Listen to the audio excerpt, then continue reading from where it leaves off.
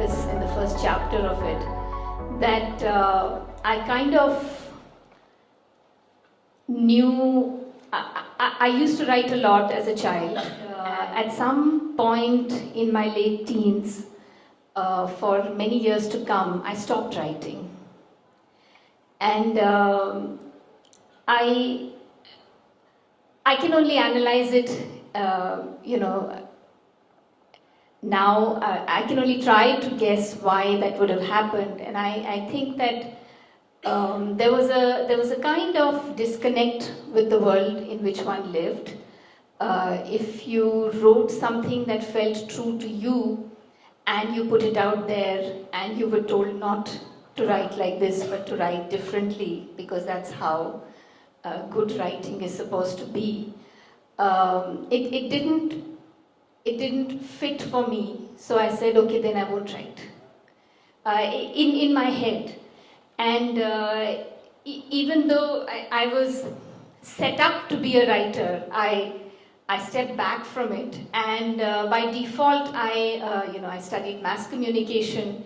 And when I finished mass communication, when most of my peers, my classmates, were becoming reporters in television and choosing to be screenwriters and scriptwriters, I chose to be a camera person. I stayed with the thing that I'm not going to go into the world of words because you're not allowed to tell the truth. So I became a camera person, which in the early 90s in news television in India, in NDTV, was the place where I got the opportunity. It was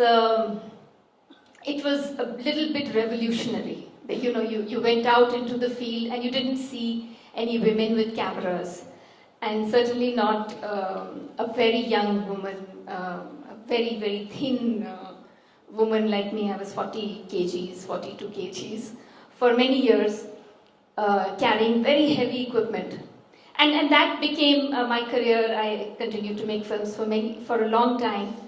I got married in my early 30s. I had a child very quickly after that, and then had another child. By which time, as a career woman, I was doing very well. I was,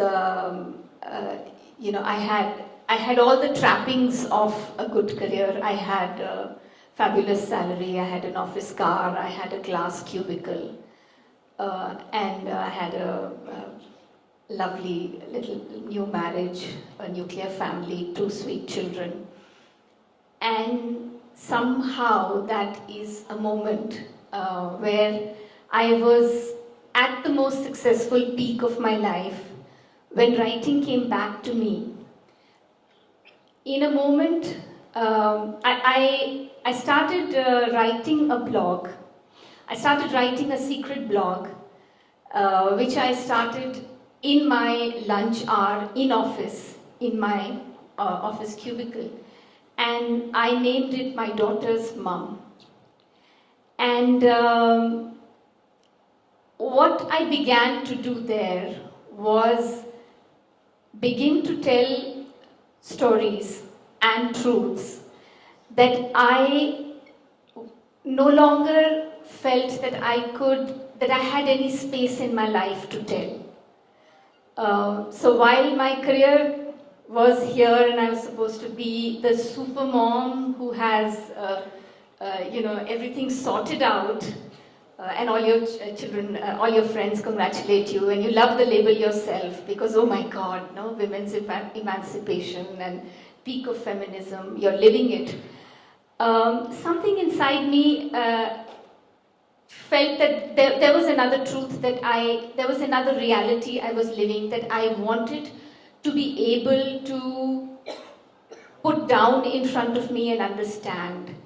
And I felt that that a lot of the, that being a mother of very young children, I felt a rush of emotions, feelings, a sense of happiness that I did not know how to express, a sense of failure that I did not know how to express, a conflict that if I began to speak about friends or my mother or the most well-meaning people would say, "Itna mat socho, aise hi hota hai, these times will pass, the children will grow up, don't uh, don't go into the complexity of things." And I felt at that time that I could not go further if I did not go into the complexity of things. I felt that labels that were being thrust upon me, that I was reveling in India's first female camera person,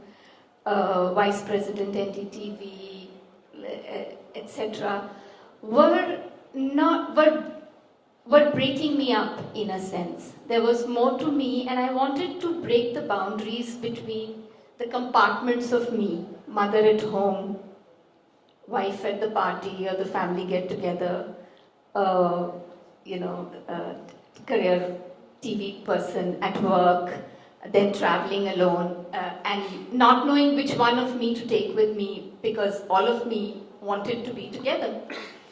And when I began to write that blog, it really, and it still exists, it's on Blogspot and on WordPress, it became a place where I could feel my feelings in their depth. And so I continued to write on it, and after a point came social media. So we all had our first Facebook accounts, around which time I also quit my job. And I quit not because of the classic conflict that the children are young, you must now quit working and come back home. I quit because I had done something as well as I wanted to, and now I was at a stage in my own life, in my own personal life, where I wanted to do something else. And I wanted to have the courage, the guts to start from scratch again. I wanted to give myself another chance, not just live in a box that's very comfortable. Because at a subconscious level, you understand that there is much more to you than just one successful label. And yet, how do you say this? How do you understand this for yourself? Because when you quit, you're like, oh, ab housewife ho gaye. And wo bhi, neither did career define you entirely, nor does housewife define you entirely, nor does motherhood define you entirely. There are many roles that you switch from. The switching is not easy. And even though it is hard to do, it is something you definitely want to do. So one of the lines in my first book is, just because I make it look easy doesn't mean it's not hard. And another line is, just because I'm depressed doesn't mean I'm not happy. Because that really is the range of your truth. It's pulling you down, and yet it is the happiest moment of your life. And so the writing that I explored online was very much a space in which I tried to bring all of this together. And after a point on Facebook, there were too many friends and too many relatives. And if I said something that reflected a conflict, that somebody would call and say, "What's the matter with you? What's wrong with you? Why are you writing this on Facebook? What happened to you today?" And you'd be like, "Okay, come on, So I opened a Twitter account, and this time I didn't put my name on it. And if it was something that Facebook would react to, I would put it on Twitter. And if it was longer and neither of the two could take it, I would put it on my blog. And what happened was that my Twitter account, this is not the Twitter we know today. This is a much milder, much kinder, much quieter Twitter of the early 2000s. Where people made friends with each other, people offered a lot of support to each other. There was some trolling, but it was not defined by trolling in the way that it is today. And so my Twitter account suddenly one day blew up. I was looking at my Gmail, and every new follower would be a new email, and mails were just falling into my Gmail, and I thought something's happened. I called my brother and I said, "What's happening to Twitter? ऐसा क्यों हो रहा है?" I had never seen mails come like that. Tuck, tuck, tuck, tuck, tuck, tuck. They were just filling up. And basically, a writer called Roger Ebert in the US, who was also on Twitter because he was healing. He had been a very successful television anchor. He was a film writer, and he had recently got cancer, which took away his voice. So he could no longer speak, but he needed to express himself. So he was on Twitter writing the things that he could no longer say. I was on Twitter writing the things that no one allowed me to say. And he saw my account, and he began to retweet, and he had a few million American followers. He began to retweet my tweets, and they just went on and on and on. And for the next 2 or 3 months, a lot of prominent readers and writers in India began to read my Twitter, then began to read my blog, and out of that came the offer to write a column in Mint Lounge. And the first chapter of my second book is one of the first columns that I wrote for Mint Lounge. It's about how I received a call one morning. And so now I was at a juncture where everything that I was writing only for my own personal need, that I loved to write, but I was still too embarrassed to put out, that I still wrote largely anonymously, was being feted, and I was being asked to write that in a newspaper for readers across the country and for an internet readership. And to be honest, I didn't hesitate too much, because by then I had written enough. I had found out that writing heals in a way, and writing connects in a way that you must allow it to. You know, I had to answer the question, why did Roger Ebert connect to my account?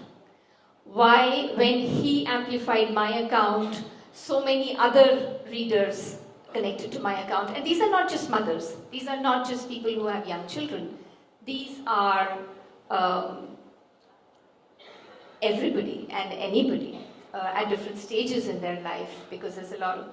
So from there came the column. Within a year of the column began to come the book offers.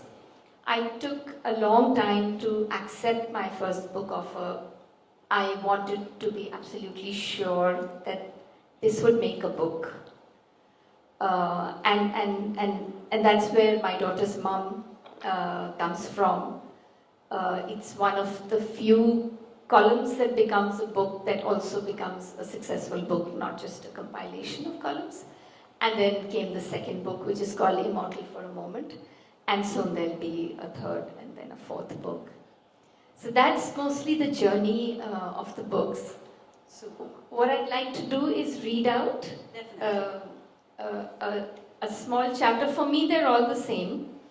So I asked Medha to recommend something.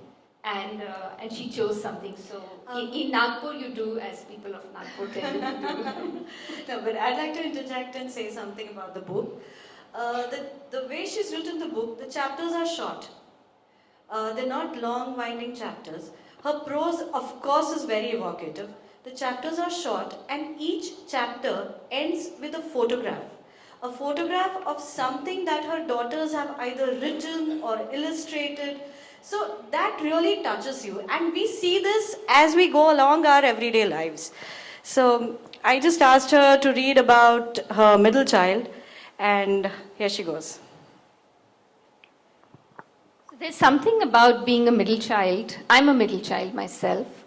But when I was writing this about my own daughter, I have 3 daughters, I was not, I'm not sure whether I was thinking about myself, but when this came out, my editor wrote to me and said, "Why don't you write a book on middle children?" And I was like, okay, that's hard work, but I'll read this one out. It's called Aliza II, the Valiant Princess.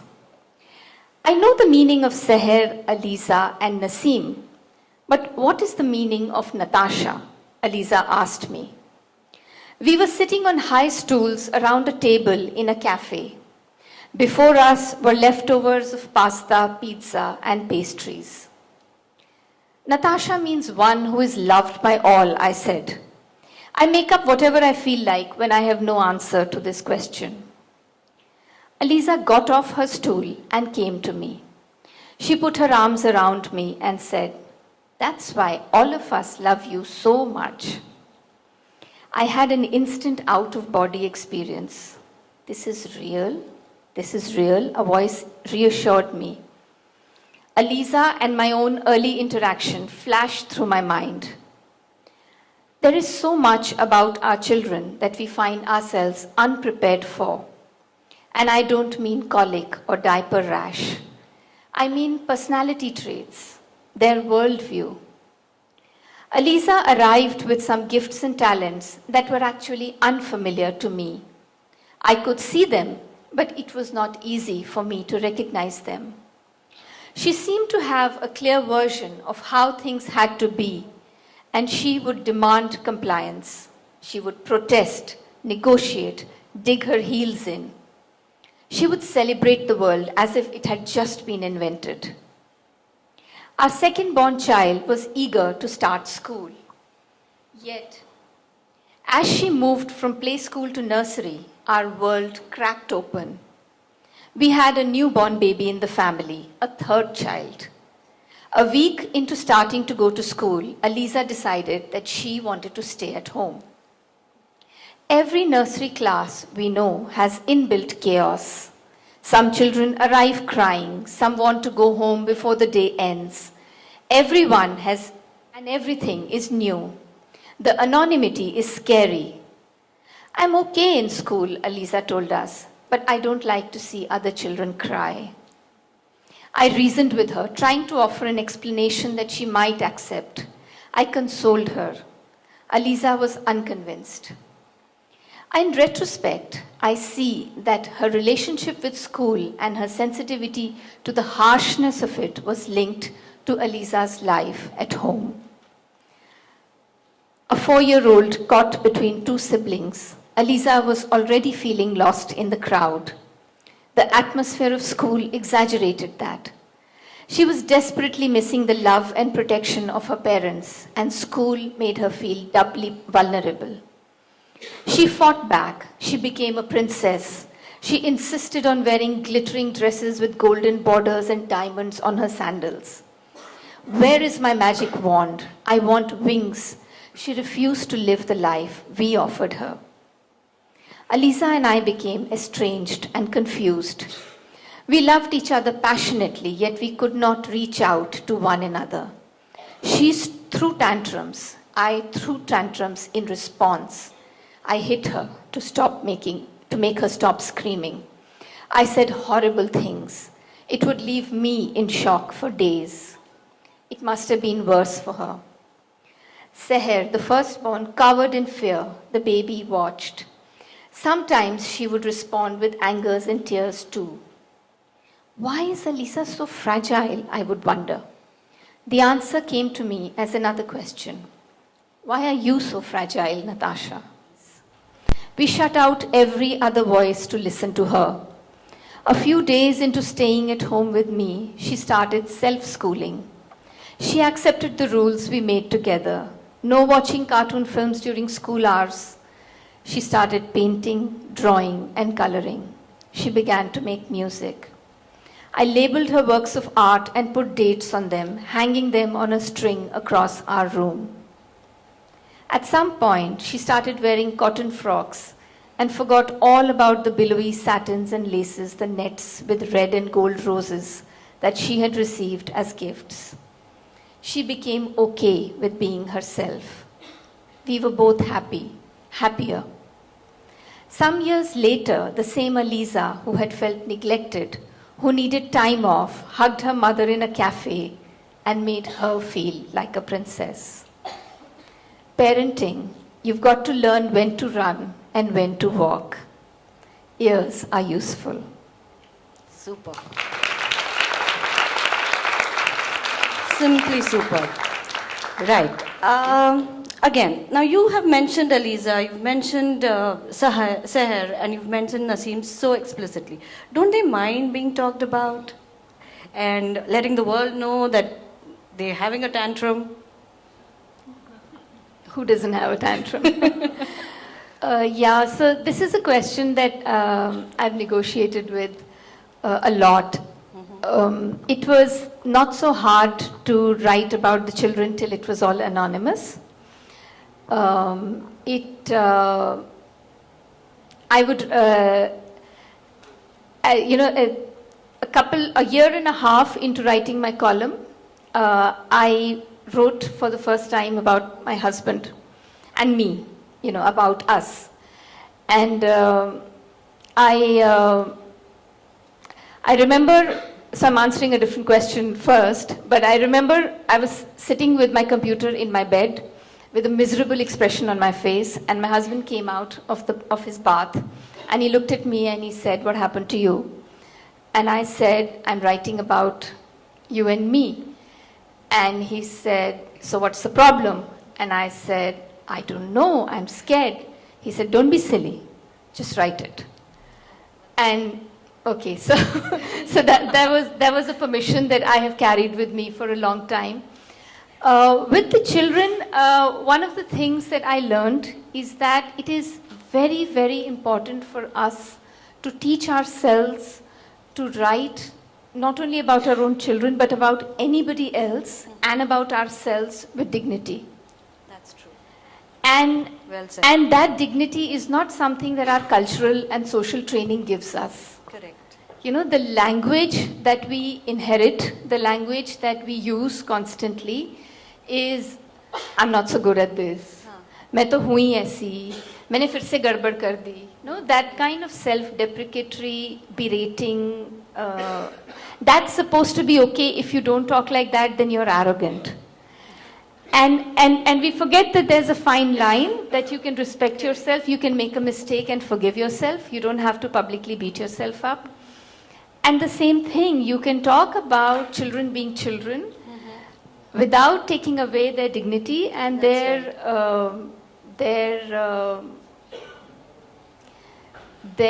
right to be who they are. And so when the children began to read about themselves, I did watch carefully how they were reacting, and they would enjoy it. And I have photos of them where the column comes in and they're sitting with the newspaper and they've just learned to read, so the hand is going like this, reading like that, especially the youngest one. And when the first book came out, my daughter's mom, Seher, my daughter, when the first book came home actually, she wrote me a letter. She read it and she took out all the Seher chapters and she read them again and again, and she found herself, and then she wrote to me. And it was, my first reaction was, "Oh my God, she's a better writer than I." Because she has even less inhibitions as a child. And the second was this permission and this gratitude that she was offering me for having written our story. Exactly. So I'll take the same thought forward. I'm going to ask you about 3 little kids in the house, 3 kids, 3 girls, 3 different personalities. So there is a space that each personality needs to grow and bloom. And then their emotional well-being. How has this hit you? Or how have you careened through it? It's been as uneven a journey as it is for every parent, literally. You think it's done, and then there's a new phase. I mean, there's a very senior parent sitting here and nodding at me. She's nodding.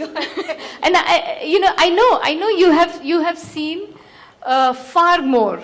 I've not even reached the middle years. It's still the early, the first phase. And we all see our parents as we continue to grow, and we think, okay, now we are like our parents, but for them, they're still in another phase, and we always want to go back to them as children. But I have discovered, so I have daughters, and it's very easy to feel that she's a version of you. And every time I am confronted with the reality that she is not a version of me, it's almost like a shock. Because you think, I'm going to be this brilliant, perfect woman, mother, and then it's easy for her, she just has to be like that. But she's absolutely her own person, and she and he, all children, all of them, they're actually, it's really a kind of stage that is offered to adults to become a better version of themselves, because children are constantly calling us out. Correct. You think you've got it, and they'll tell you that, they'll show you that you haven't. Exactly. Yeah, you'll think that you're the most progressive, you've thought things through. Tayyari, I really was like that. Itni tayyari.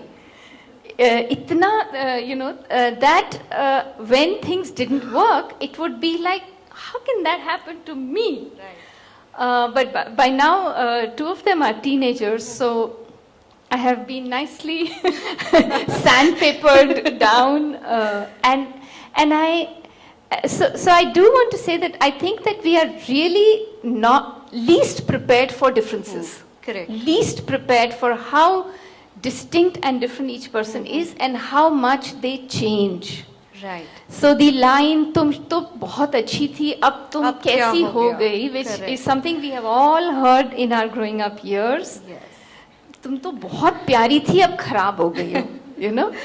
Especially women, is just like a completely redundant. True. A very, very chulbula child will go through her quiet years, and she needs to go through her quiet years. Right. Right. A very quiet child after 5 or 6 or 10 years will want to become a very Exuberant vocal, one. Yes. child, Yes. and it has not now become attention seeking. It's Correct. just time for her to come out of her. True. So you realize that intimacy actually needs a lot of space. Yes. You don't just stick together. True. You actually separate, True. and you create space for each person to discover who they are. Super. So actually that is that is the other thing that I wanted to talk to you about, where now we are in the sandwich generation. Earlier it used to be the parents, and now we are there up with me. And and then there are expectations. So now you put it very well that intimacy needs a lot of space to grow. But now there are expectations. There are societal expectations. There are familial expectations. What do you do? Oh my God. So I write this. I write about this a lot.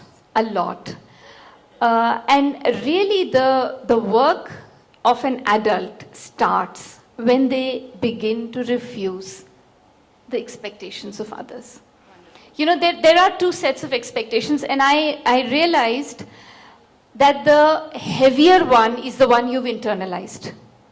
Nobody's saying anything to you but your own guilt, your own sense of, I should be like this, I should feel like this, I should be able to perform like this. Is no one. There are many of us who have the privilege of being in a place where nobody's saying it to you, but you are running yourself down. Every morning you have to look in the mirror and tell yourself, you're fine, stop it. So the voice in your head, that's, those. Exactly. And really, I think the work of the adult, the work of adulthood starts when you can talk back to that voice, and you can talk back to the expectations of others. Wow. And say, I set the standards, and I am very comfortable and very diligent about the standards I set. Amazing. Now, there's another vignette for us. Natasha pulled her children out of school and she is homeschooling them. So, there are quite a few of us here who've always probably wondered what this idea of homeschooling is. And I think she's doing it very well. Natasha, I want you to throw light on how do you academically benchmark their homeschooling. So, what exams do they take at home? Yeah, exam of life. Okay. So we didn't pull them out of school. We left school. All right, that's a better way to put it. We just stopped going to school. That's all we did. we so school is a theme in my life, and I'm sure it is in literally everybody's life. All of us in our adult years, in the most creative years of our life, are constantly being reminded that there is something that happened to us in school that stops us from being stops us from believing that there is something that we can do. You know, so there's so many of lines that you pick up. I can't sing to save my life. I can't draw. I'm too awkward. I drop things. There's so many of these lines that have come from our schooling years, even more so than from our growing up years in the family. We learn to rebel against family, but school has even more legitimacy. Yes. Yeah, because that's a system that the family put us into so that we could be polished into fine human beings. And a lot of us know that. We will admit that we were not so much polished into finer human beings, we were polished down. That a lot of what happens during your schooling years is that you become a diminished version of yourself. Your capacities are lessened. All children draw, but very few teenagers draw. Correct. Yeah? All infants dance, very few teenagers dance. And then we learn to say that I don't have any talents. मेरे में तो है ही नहीं. But throw you, and the internet is actually such a good unschool in a sense, because so many of us have found a space and a community online. Correct. Where we've become writers and musicians and cooks and storytellers, because we found an audience that was not available in our immediate vicinity. About the children, so actually when I first put my children into school, my first child into school, I was already reading about homeschooling. But I did not have the confidence to be able to do it. I didn't know whether I could do it. I was not myself a full enough adult to be able to take on that responsibility. And then as a couple, we were not in the same place. So she went to school, but in my head I had constantly this sense. I actually quit working around the same time that my first child began to go to big school. Okay. Because the distance between big school and big office was 40 kilometers. And I had a sense of panic that if I need to be where she is, I need to be able to respond. So subconsciously, I think that I had a sense of school being a dangerous place. And I worked on myself. I said, hey, come on, you're no longer that child who doesn't have any power. True. So we constantly negotiated with school. We changed schools. But we came to a point when our children were 11 and 13 and then 12 and 14, when we had to admit that they had outgrown the school system. They wanted to read more than school allowed. They the way in which music and dance and art is regimented in the school curriculum was not the best way in which you become an artist. And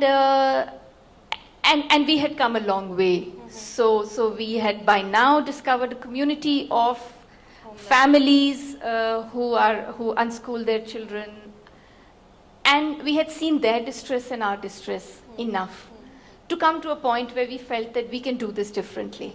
We just had got the confidence. So for the last 2 years, our older children have not been going to school. The youngest child just quit school 3 months ago. All right. Because she said, now I'm done. She was 11. And when the older two said, we don't need school anymore, she said, I do. So she continued for a long time. And then last year in September, she said, okay, now I'm done. And so how do we benchmark them academically? We benchmark non-academically. Okay. In a sense, why should all benchmarks be academic? And all of us who have children, beyond the age of 8, know that they are actually reading and watching and doing things that we have no idea how to do. Right. My children are reading authors, discovering them. I don't even want to read them. But for me, who's very literary, it was a surprise. I thought this great library that I have built is where they will discover authors and books and the literary world. True. But they went out and they discovered other writers, other genres all by themselves. And this is happening in every home. Yes. Other genres of music as well. Correct. Right? They'll go into their room and they're doing something else, and it's equally creative. So it's really about letting them lead, letting them find out, and actually teaching yourself to trust. That is super. Literally. I just hope that this question doesn't spark a feeling amongst all the school-going children here. That Why not? Or, I mean, if it does, I it just won't- hope the it mothers won't don't hurt come you. back to me. You started it. There she is. Anyway, we're going to throw the floor open for questions now. So I'm going to take audience questions. I have a couple of questions which came to my mind after listening to you. One is that how difficult it was to bringing up children or writing about them. They are two different things. And when a writer writes, how much subjectivity and objectivity is merged or differentiated and all that. And the last question is, your daughters, they role model you or your husband?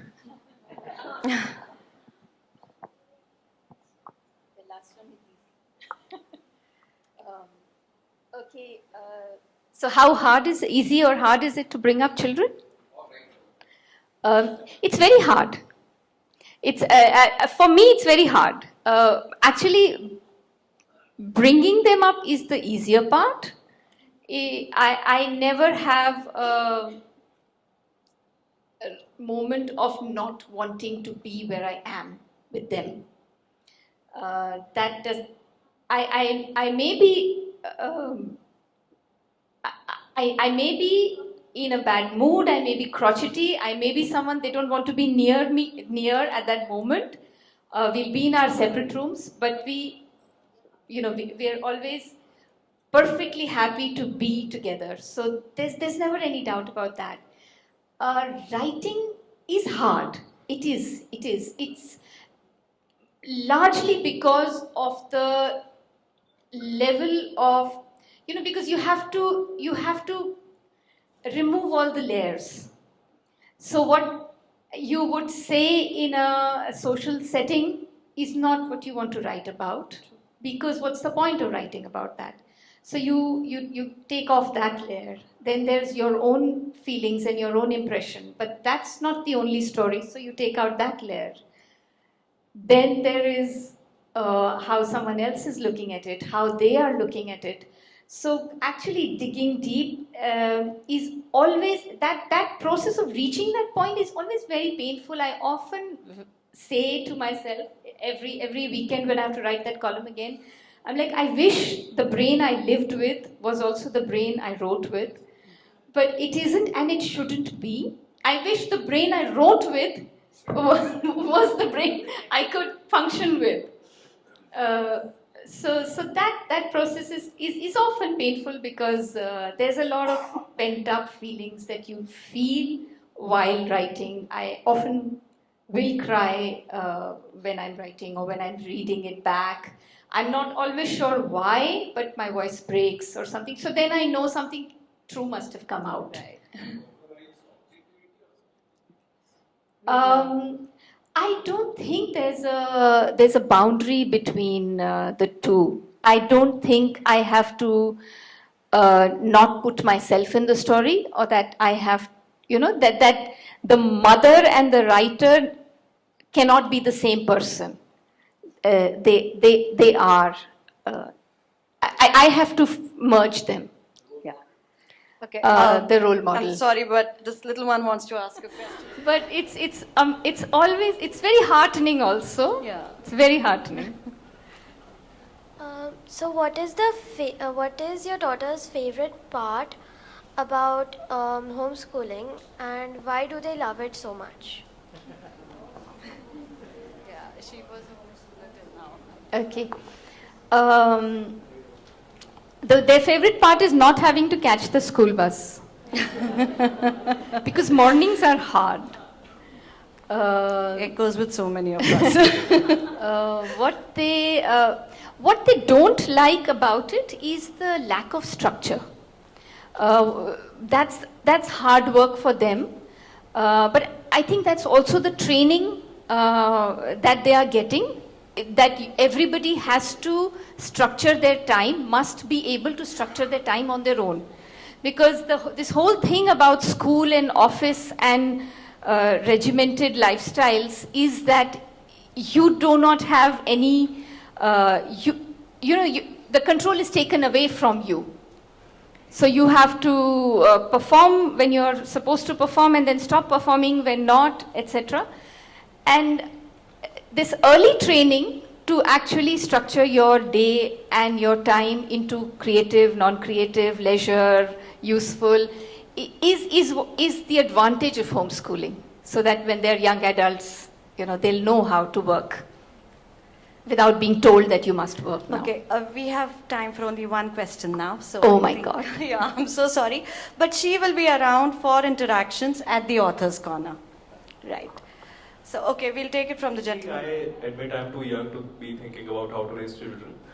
But coming from a problem family myself and being a problem child for a lot of while, I do worry about how, if ever, mine will turn out to be. So the only two things I'll ask you, ma'am. First of all, the way you have raised your children, I really think they'll be able to find themselves better than a lot of us do.